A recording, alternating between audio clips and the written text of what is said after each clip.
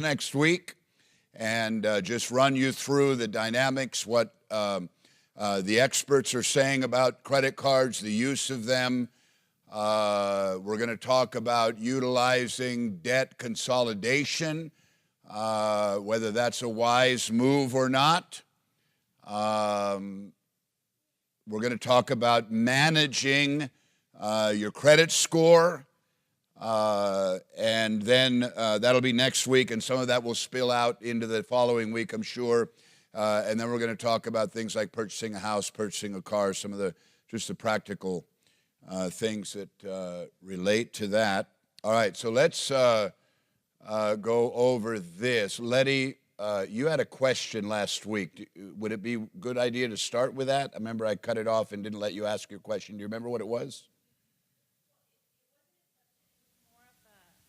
Of a comment. I think we were talking about, I don't remember what we were talking about, but we were talking about spending. We were talking about saving and not spending what you don't earn and so forth. Well, okay. What just came to mind is that I was just going to relay a story of most of my brothers and sisters are saved. I just have one that's not saved. And he actually lives and works in one of the most materialistic atmosphere. He works at Neiman Marcus on Rodeo Drive. So he's surrounded by people that the material world is what makes them. And I was just going to comment that one time he made a comment to me, and I was convicted from his comment. You know, a lot of people like to buy things by labels, by name, brands. And his comment is that I don't need to promote somebody else's name on me, you know? And as Christians, you know, the Bible says to put on Christ, not necessarily the world, you know? And sometimes I think it's hard for us to live mindful of that. We get caught up in the material world. That's very good, and that actually helps me segue. We're going to talk about the spirit of materialism that is ruining a lot of people's lives. You take the spirit of materialism, connect it with a credit card, and you got a major potential problem. And all of this business that Letty mentioned about, having to have name brands and Coach purses and so forth can be a big burden. So let's read the text. It's very familiar to us by now. This is God speaking to the children of Israel, speaking to his church. And you shall remember the Lord your God, for it is he who gives you power to get wealth, that he may establish his covenant, which he swore to your fathers as it is to this day. So that scripture obviously gives us a point and a purpose and a projection to money. Its intent is God moving in your life to give you wisdom and ability and skill in how to accumulate wealth for the purpose of advancing his kingdom. And of course, along with that comes personal blessing and solvency and the ability to live debt-free and not have to borrow for the normal functions of life and so forth. So all of that is very relevant to what we are talking about here. And I've made it a point to emphasize that feature. That the church and the ministry and the vision that we have as a fellowship to train disciples, plant churches, that's God's given you power to get wealth.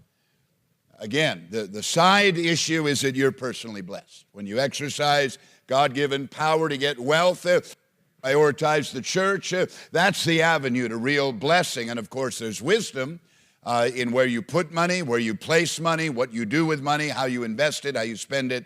You have to exercise wisdom, and no amount of tithing, for example, is going to cover for stupidity. In other words, you can tithe, but if you're unwise and foolish with the rest of the 90%, then your tithing is not going to necessarily cover that. So we made 2 points last week, and I want to add a third to that.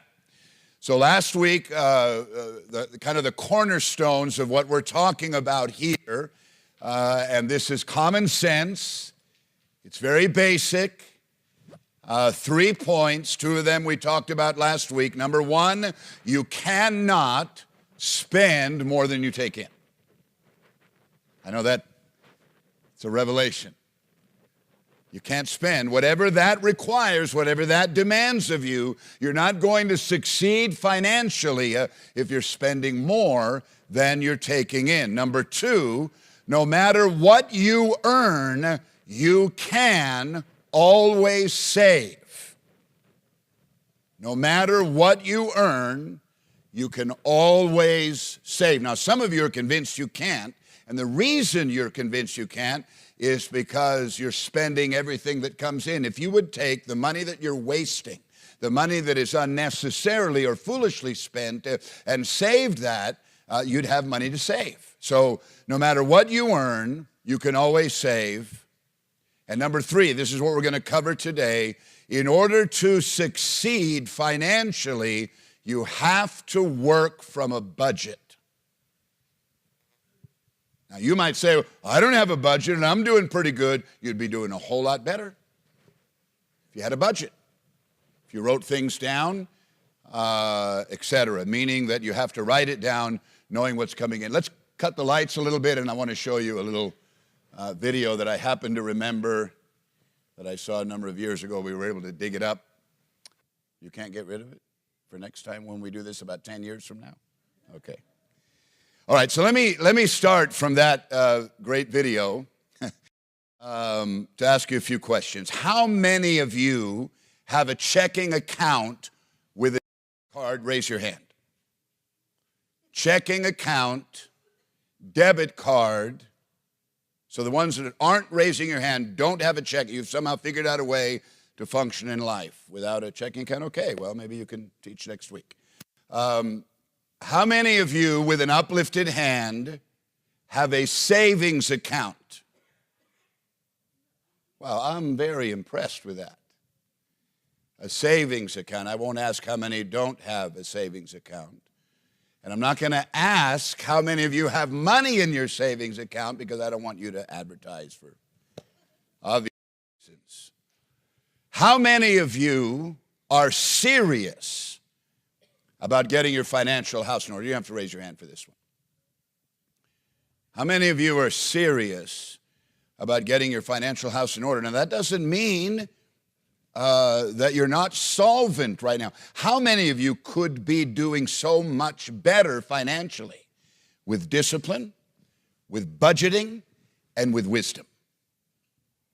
You may have money rolling in and you can meet your obligations, but you're wasting and you're squandering enough to make you a millionaire. I'm saying that metaphorically, but it's a possibility. Now, do you want to be solvent financially? Now, that's a question for those here who may have scary levels of debt. Do you want to be solvent financially, or do you want to just continue the way you are? Another question, do you want to prosper financially? So I'm asking the question. Some of them may sound like they're rhetorical questions, but they're really not, because you might answer, do you want financial solvency? You might say yes, but you're not willing to do what's necessary. Do you want to prosper financially? Yes, but you're not willing to do what's necessary in the financial realm in order to make that happen. And we live in a culture that inspires the kind of behavior that will prevent those things. You're not financially solvent. You may theoretically want to prosper, but your habits are not conducive to financial prosperity. And the final question is, do you want to get out of the debt that is destroying your life and perhaps your marriage if you're married?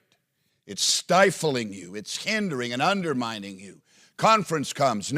You have impulses. You wish you could drop 100 or 500 or 1,000 in the offering plate, but all of that money is going to the credit card interest. And I think God has an interest in this matter. How much money is represented by this congregation that is squandered and wasted, that if you had it, it could be given to advance the kingdom. Maybe one more missionary could have been planted if we would accumulate all of that wasted money together. It could accumulate to $30 or $40 or $50,000. I don't think that's too high of a figure. Probably a lot more than that. Do you want to get out from under the debt? Now, some of you can strategically get out of your debt. In other words, you can enact habits and practices that will slowly get you out of your debt. And there may be some here, you need a miracle. Because there's no way strategically that you can get out of the level of debt that you're underneath, earning the money that you earn, unless you do something about that and so forth. And I've seen plenty of people who got serious about their mismanagement, their disobedience to God, their wasteful spending, and their obedience to God. They got serious about it. Even though their debt is insurmountable, they can never strategically get it dealt with, but they get very serious, and then God will intervene and work a miracle on their behalf somehow. So I can say then that no matter how far you may be in debt, you get out of it. But you're going to have to be very serious about what you do. And so what I want to talk about today is budgeting. Now, I don't know what percentage here. I'm not going to ask. I don't know what percentage of you write down what comes in and what goes out. Now, a lot of that, a bank statement does that. But the benefit of budgeting is that it will categorize for you your spending habits. So what is budgeting? What does that mean? Budgeting. Not budgeting means income, spending, no concept of what's going on other than perhaps the main things that you're dealing with. Do we have that? I forgot about it, that budget paper. Who has those? Okay, get those distributed very quickly. And we'll go over that in a minute. So when you're handed it, just keep your attention here. We'll look at the budget in a minute. So budgeting is really a very simple process. And I can't emphasize enough how much this will help you when you physically see what you're doing with your money. For some of you, it will shock you. It will be a revelation why you're in so much trouble and difficulty. Most people don't budget. That's what statistics tell us, especially young people today. I remember growing up, my dad, once a month, sitting at the kitchen table with all the paperwork in front of him. Of course, like I said, budgeting can be a little more streamlined today because of access to bank statements, internet, and so forth. It can be a lot more streamlined. Remember, don't look at that right now because you'll miss what I'm saying. Just set it aside, and we'll get to it in a very short amount of time here, a few minutes. So most people don't really know what they're spending. Now, you might say, well, Pastor, of course people know what they're spending. They pull out their, they may be pulling out a debit card. I'm paying for a meal here. I'm buying this item there. I'm writing a check for this.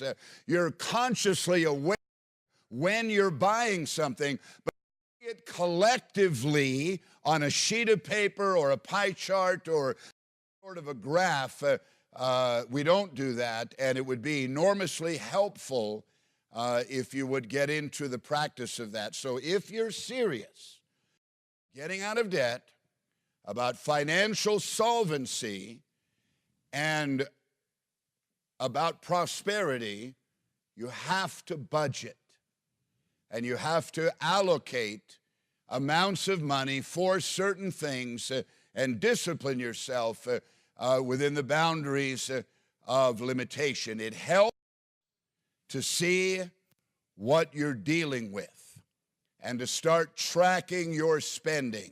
Add it up, face it, look at it, let your budget speak to you. And some of you, your budget would say, what in the heck are you doing spending a amount of money on this? I mean, you could invest that amount of money.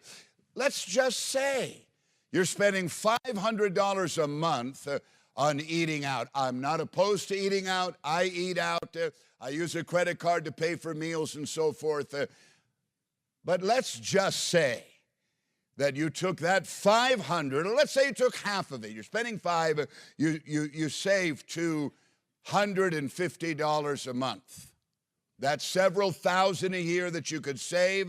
You could also take that amount of money, put it in a 401k. If you did that for 30 or 40 years, you'd have a very nice and a very comfortable retirement. So a small amount of money saved and invested can go a long way in the future. Start tracking your spending, add it up, look at it, and if you're struggling financially, you'll be able to see where you can cut back, what you need to do. It's like a general looking over a battlefield, knowing what his enemy has and what he has. He's able to see how this is going to play out or how he hopes it will play out, and that's what you need with your money and your finances in the financial realm. So let's look at I need one of those papers, by the way. If you'll run up here with that. Thank you very much. So this is just an example. And it's very simple. It's very basic. The first items on this, it's an example of a budget. Doesn't require budgeting, requires very little skill of any kind. You may say, well, I never went to school or I failed at math. It doesn't matter. You can do this. You don't have to know anything about math. All you have to have is a smartphone with a calculator. Let it do all the work for you. So you first of all have to know exactly what is coming in.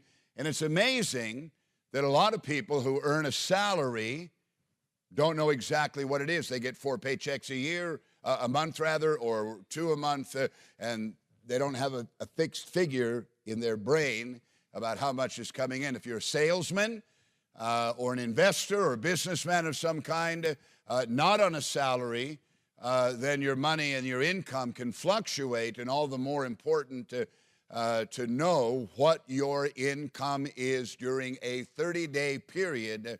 That is what is at the top of the budget called income. Income is what comes in. So this chart here, the example that's filled out here, and I found this as is, or one of my pastor friends emailed this to me, but he found it as is on the internet and just printed it out. So this is a 2-income home, husband, wife, I'm assuming. One earns $37.50, another $27.50, for a total income of $6,500. Now, there are 3 types of expenses that we all have: fixed, floating, and coaster. And I'll explain what they are. Fixed, same amount every month. That would be your tithe. That would be housing, mortgage or rent, automobile loans. They don't fluctuate. They remain the same. Car insurance, homeowners insurance, life insurance if you have that, child care if you have that. And you can probably think of some other things that would be there that is the same amount every month. That's fixed income. So you write it down. Subtract the fixed income from, fixed expenses rather, from your income, and then you have a balance that you deal with your floating costs. Floating costs are things that fluctuate, like your utilities fluctuate. Your telephone might fluctuate. It has here cable and satellite television expense. If you have that, get out. No. There because it was already there. I didn't intend to have that there. Internet expense, food, dining out, and groceries, that fluctuates. Of course, gasoline and all the other things that are there, medical health care and personal care. And again, there's other floating type of costs. It's money that goes out every month. You've got to try to assess what that might be for any given expense. And you can see there with the fixed income, what is budgeted and what is actual is the same because it's a fixed amount. With the floating, what is budgeted and what actually is spent differs. For example, on the electric and gas expense, this person budgeted 400 but actually spent 375. So you have 22 left over there. All right, and then coaster costs. This would be what people call discretionary spending, things you do that you don't have to do. You choose to do them. I've got the money here, and that would be entertainment, gifts, clothing, and other miscellaneous things. So that's something for you to look at. You can go online, and there's all sorts of similar to this, but just different ways of tracking. Go ahead and put up that pie chart, if you could. This is another way of doing it. One good way, and I do this for the church, is I budget and I manage our church income and expenses on a pie chart, on a Quicken rather, that produces all sorts of features that can help you to see what your income and your spending looks like. So this is just a general pie chart that shows you the percentages that you're spending on certain things. So on this particular pie chart, this individual is spending 35% on housing, 15% on transportation. That would include a car payment. It would include gasoline and so forth. Life, 25%. That's all the things that we talked about. General expenditure. Savings, 10%. Debt repayment, 15%. So again, these are just different tools that you can utilize that will bring you some very necessary revelation about what's going on in your personal finances. People who budget their money can be trusted with money. People who don't budget their money can't be trusted. I thought of the scripture when they found the word of the Lord in the temple, and King Josiah reads it and then initiates craftsmen and various personnel to do the work in the temple. Listen to what it says. This is 2 Kings 22, verse 4. Go up to Hilkiah, the high priest, that he may count the money. So people have been donating money in a chest with a hole in it, and it's been collected there, but nothing's been done with it. The temple's in disrepair. That he may count the money which has been brought into the house of the Lord, which the doorkeepers have gathered from the people. Let them deliver it to the house of the Lord. Let them give it to those who are in the house of the Lord doing the work, to repair the damages of the house, to carpenters and builders and masons, to buy timber and hewn stone, repair the house. However, there need be no accounting made with them of the money delivered into their hand, because they deal faithfully. So somehow they ascertained these people knew what to do with money. They didn't squander. They didn't waste. They didn't worry. If you gave them money, you didn't have to sit around and worry. I don't know how that was ascertained. There had to have been a track record of faithfulness and diligence and wisdom that was discernible and identifiable, but it implies that these were men who had proven ability. They knew how to handle money. They knew how to budget money. The Bible says they're going to have to buy timber, hewn stone to repair the house. They're going to have to labor. They got labor costs, and there's other things that come up. These men can be given money, and then you can not worry about it, because they have a dimension of character where they can budget, spend wisely, not waste, not squander, not misappropriate, appropriate rather, and it implies that there was a character in them present that drew them toward discipline and diligence. And that's really the issue that I want to touch on here, and that is the absence of character when it comes to handling money. I think that's the problem with a lot of us. Misusing a credit card, getting underneath high levels of credit card debt, it's a character issue. Remember I told you my dad never spent a dime of interest on a credit card his whole life. It's character. It's discipline. I don't know anybody that has that level of discipline anymore. So could the same be said that was said about these carpenters and builders and masons? Could the same be said about us? No need to worry about this guy. He gets money, and we know that wisdom is going to be exercised, and no questions are going to need to be asked. We don't even need to hold this person accountable because they have a level of character that is in place, and that level of character is going to be the measure of accountability in their life. I don't know too many people that you can do that with. Everybody needs to be answerable with how they handle money. And it tells us that handling money, and specifically budgeting and the other things that we're talking about, not spending more than what you take in, and saving and budgeting, all of those things, what they imply is they imply that this is an issue of character and integrity. Nobody may be watching, but God's watching. Your wife or your husband may not know what's going on, but you know what's going on. And a person of character has disciplines that prevent him from doing things that are unwise. He's not going to use his credit card unwisely. He's not going to buy something he can't afford. So budgeting and all of these things, savings, budgeting, and not spending more than comes in, it's not just a functional procedure, but you have to have a character, you see. There's a level of character that has to be present. Some people are wasteful and unwise and a little dishonest or a lot dishonest. They squander. And remember, power to get wealth, that's something sacred. Whatever skill, whatever ability, whatever talent God's given you to accumulate wealth, there's a sacred dimension to that, and God's given you that for the purpose of advancing His kingdom. And so if you take that wealth and waste it and are not able to apply the level to which you should be applying to the advance of the kingdom, God's concerned about that. And I think we're going to be held accountable.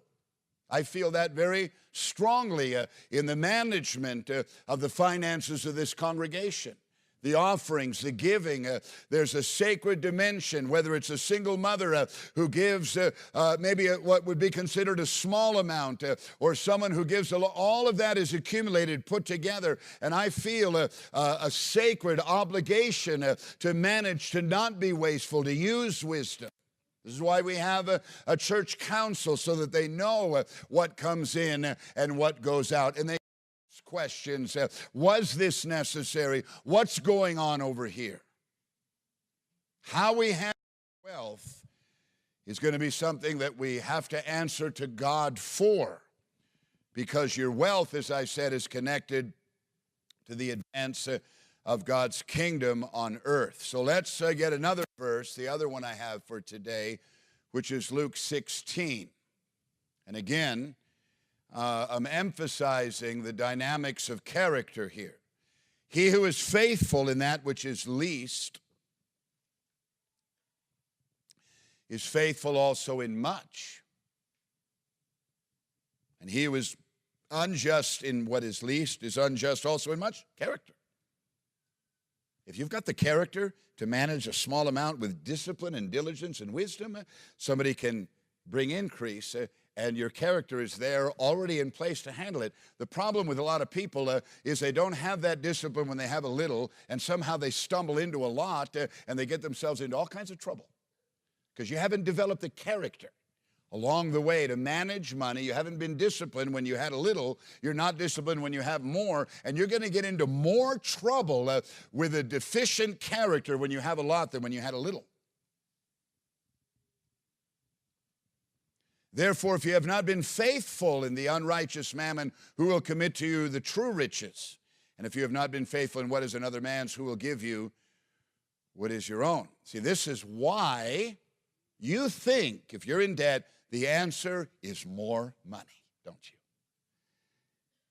But the thing is, if you're given more money, at the same time you still have the character that got you into trouble in the first place, you're going to get into more trouble.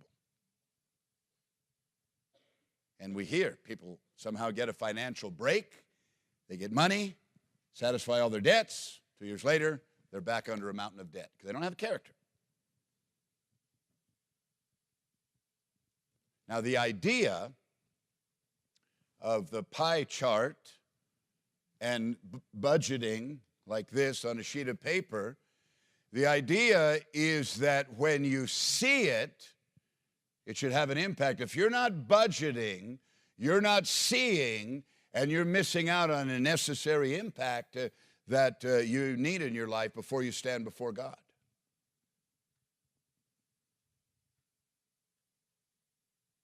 Look how much I'm spending on ? Wow, I had no idea. That could happen to you. I got to cut back in that. That's my problem. I wonder, think about it this way. A tithe is 10%. We give offerings besides. If pie chart, think about this. And on your pie chart was your tithing and your giving as a percentage. Let's say it's 15 or 20%. Let's say 15. You tithe 10, you give 5 over and above that. And that's on your pie chart. What if eating out was more than that? Would that make you feel bad? That you spend frivolously money or some other item, some hobby that you have. So, you spend on something that is not evil, not wrong, but I wonder if that would have an impact. Whoa, I'm giving God less than I'm spending in this frivolous area or this unnecessary, or this area where I'm using all this to spoil. I wonder about debt. I wonder if you could see on a pie chart how much interest you're owing and you're paying on credit cards. If you're making let's say you're making a minimum payment on a credit card, $80 of that could be on interest and only $20 on principal. That's what they do to you, and you never get out from underneath it. So it's going to be a real revelation for you to see what this is going to look like. I mentioned, and I'll mention it again this week, some of you here may need professional assistance in this area. You may need financial counseling. That financial counseling can begin with someone of wisdom in our church that you don't mind confiding in. You can probably only go so far. You may need help beyond that to get some real wisdom on how you need to proceed. So, and I mentioned last week, and I want to say it again, that I'm not a financial advisor. I'm a pastor. I'm teaching from the Bible about money and finances. As you receive this lesson and these lessons and gain revelation, it may mean that you have to make some serious decisions and get some advice, get some counseling, figure out what to do. I can help you to a limited degree in a counseling type session, and perhaps other men here, lay personnel in our church, businessmen, others that are successful in managing and handling money can help you. And you may need to seek that out. So, again, I'm going to finish here, and we're going to open it up for some questions and comments and spend a few minutes with that. But again, the idea is when you see it, it should have impact. And I'd say if you're not budgeting and you see it, you're going to be forced to make some decisions. You're going to feel some conviction about what you're doing with your money. How much is God getting? How much is really being invested in God's kingdom in the advance of it, and how much is being wasted and squandered on interest payments to a credit card company? And then I think it's necessary for everyone to have some sort of financial accountability. Married couples argue more about money than any other item. You've got to get on the same page, husband and wife, with your finances. Get your wife involved. Get another pair of eyes. If you're a single brother, or even if you're married, you can get another married guy to help you budget your money and look at your budget with you and help you ascertain what you need to do in the direction you need to go in. So I want these 3 principles to be firmly etched in your mind. You cannot spend more than you take in. The whole culture today is set up for you to do that so that you get underneath the stranglehold of debt payments. You cannot spend more than you take in. Number 2, no matter what you earn, you can always save. If you do not have a savings account, open one this week and put money in it every week, every time you get paid. Number three, in order to succeed financially, you have to work from a budget. All right, let's finish there and open it up for questions. Letty, we'll start with you again. Pastor, I just wanted to comment on the budget. If you do a budget and you get paid either weekly or biweekly and you're faithful to it, you'll notice that twice a year, if you get paid bi-monthly, you're going to have an extra paycheck. If you separate your budget into, like, you allocate it in whatever categories by your paycheck, you'll actually have an extra one on your fixed cost, except for the tithe. And that's something that you could use for whatever, either savings or an extra mortgage payment or a vacation. So there are benefits. Even if you don't have extra money at that time, if you stick to it, you'll have an extra 2 paychecks. That's right. Amen. Sandra. I just wanted to say, I was raised in a house where it's like when you had money, you spent it. And so when I got married, Ernie was very, very good with money. I thank God that in the before everything happened to us, in 20 years, 25 years, he would never let us buy anything that we couldn't pay for, like on credit, things like that. If we did buy a car, he wanted to pay it off right away. Our house, he always wanted me to give extra money, and we paid off our house, and we bought it really cheap. And so I remember getting mad at him about those things and being bitter because I'd see other people, you know, he made good money all the time, and they always had better stuff because they would go and get it on credit. Yeah. But when everything happened to us, you know, that's when I realized that his wisdom and that, you know, they didn't come and take our car away. They didn't come and kick us out of the house. You know, everything that we had was paid for. And I just thank God, you know, for a man that he stood up to me every time. He was like, no, we're not going to do it. And I just thank God for that. That's a powerful man that stood up to you. A lot of men can't manage that. Amen. Very, very good. Who else had their hand up? Okay, Genevieve. You know, Pastor, it's not just like if you save, but how you save. So I recently invested in a high-yield savings account where the interest rate is 1.04%, and I think the national average for a savings account is 0.12%, which is like, I believe, a 0.93% increase. So if someone's interested or anyone's interested in seeing the difference, you know, I suggest cutting your savings in half, investing half into a high-yield savings account, and leaving the remaining half in your current savings account. And just over time, seeing the interest accumulate and see how much more unearned interest or income you can receive from just having a high-yield savings account.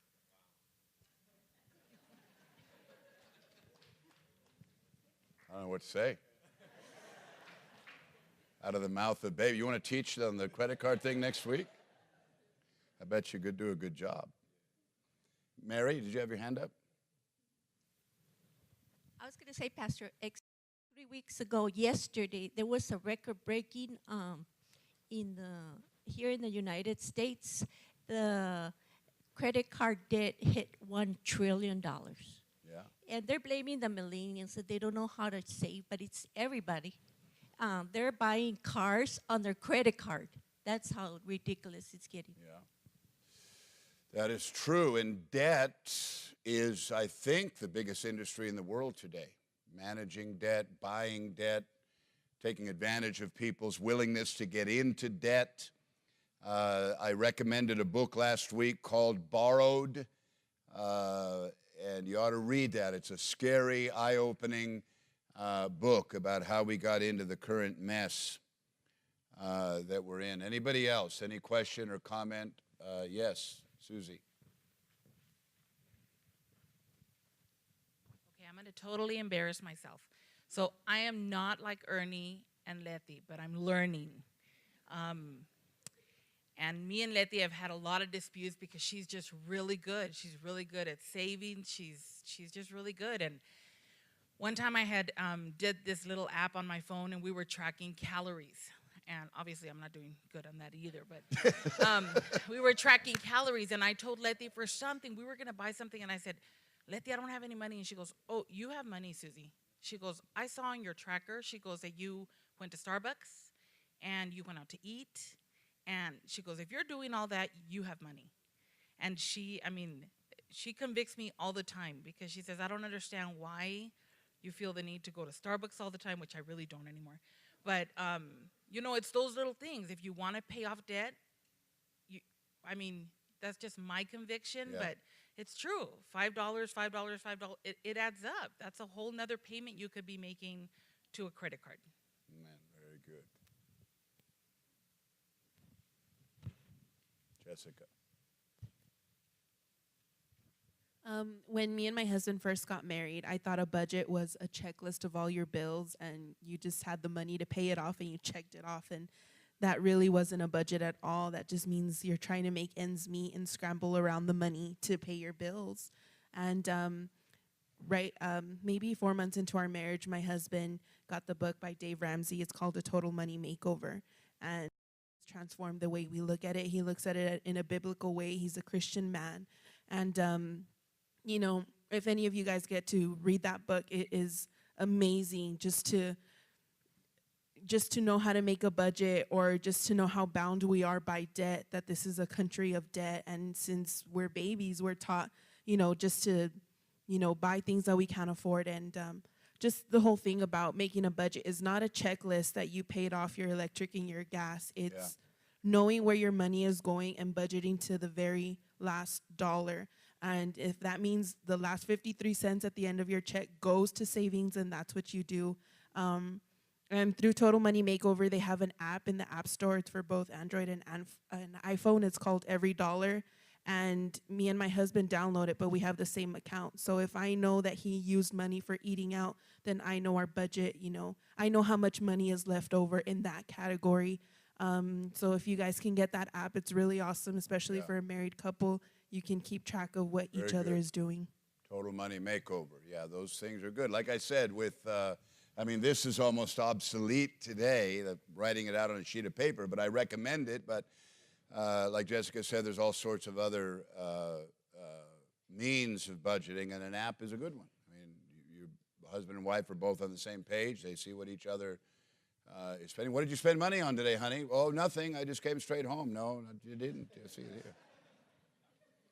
So that's all very good. Okay, two more, Julie, and then Valerie. My husband and I, what we did was we have 2 checking accounts. One checking account is all bills. We put money into that account. We pay our bills from that account, and every time we divide our money, it goes, bills go into one account. The other account is gasoline and food to go out, and groceries. Yeah. When that money is gone, we're done spending. Yeah. So we separate them that way, and we can't overlap because the money for our bills is in a separate account. Yeah, very good. I mean, those are all good things that help. There's all sorts of little different quirks and systems that couples develop or people develop over time. Valerie.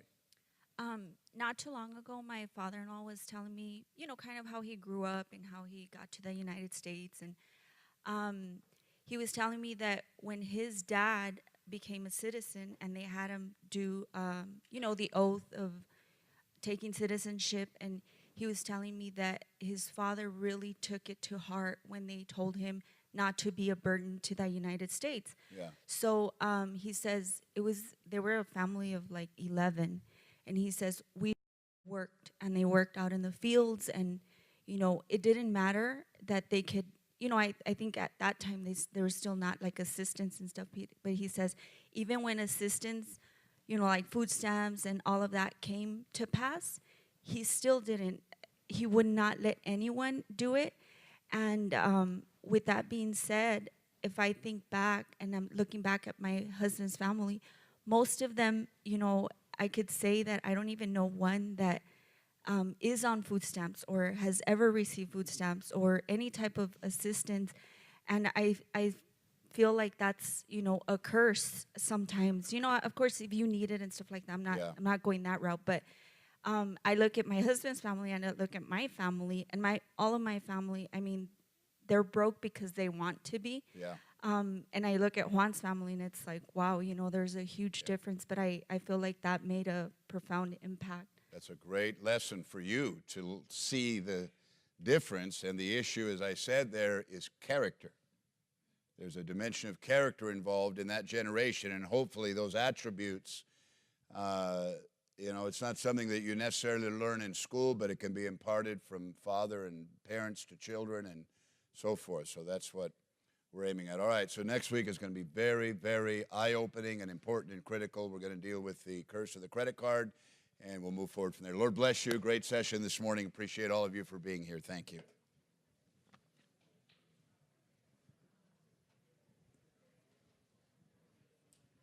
What's the matter with you?